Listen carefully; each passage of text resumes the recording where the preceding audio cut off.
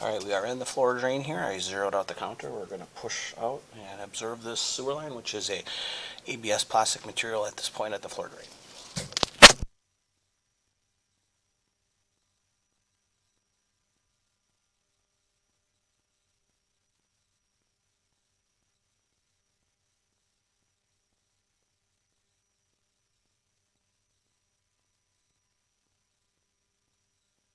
So right away I'm seeing some grease buildup here, just about 8 feet out from this floor drain where it dumped into the main.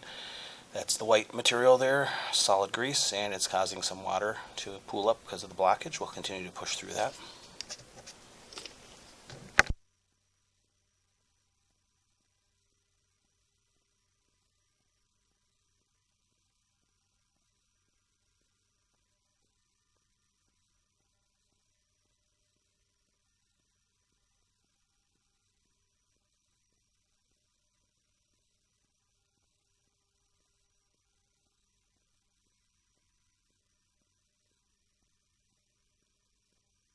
We're back into the clear now, kind of pushing some of that grease along with us. See, it's all clear here now, and we've transitioned to a white PVC material.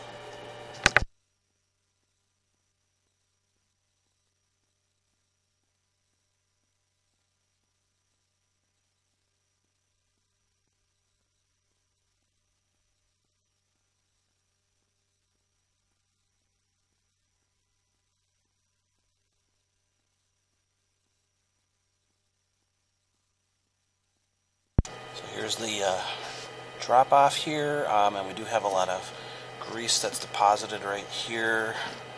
Some type of a solid to the left that's catching it. Looks like maybe some construction paper, heavy paper of some sort that's not going to deteriorate like it should. Definitely something that shouldn't have been flushed. So approximately 29 feet.